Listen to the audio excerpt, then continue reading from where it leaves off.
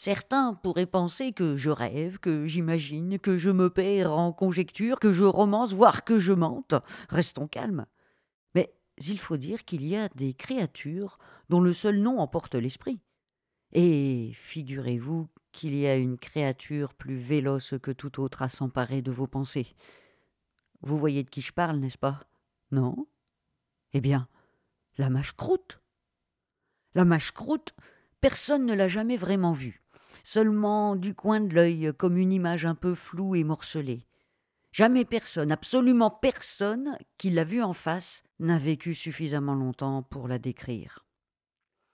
La créature des profondeurs vit dans le Rhône, précisément sous le pont de la Guillotière. Dès qu'il pleut, plic, ploc, le bruit lancinant de la pluie éveille la bête. Plic, ploc, cela la rend furieuse.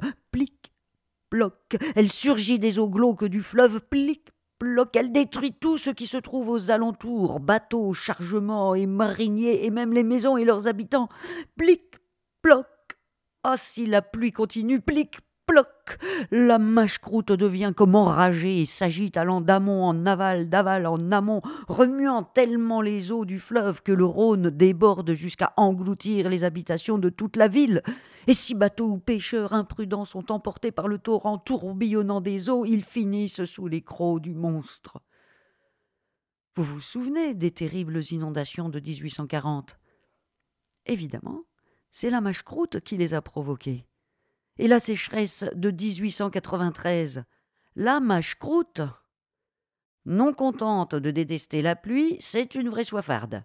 Dès que la température augmente, elle boit, elle boit, elle boit, elle boit l'eau du fleuve jusqu'à l'assécher.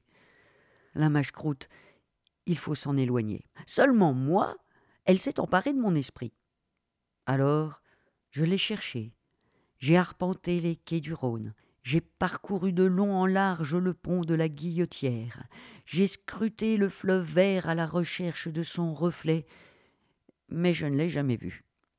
Alors, j'ai interrogé tout homme, toute femme, tout enfant qui furtivement ont aperçu l'effroyable monstre. Et aujourd'hui, je peux vous dire à quoi ressemble l'hideuse bête, la maîtresse des profondeurs. Ses yeux sont plus grands que son ventre, sa tête plus grosse que tout le reste de son corps, sa gueule affreuse à l'haleine fétide, à des mâchoires amples, larges et effrayantes, dotées de dents acérées tant au-dessus qu'au-dessous. Vous avez peur, hein? Eh bien, courez, éloignez-vous du fleuve, car il me semble bien entendre le bruit de la pluie venir.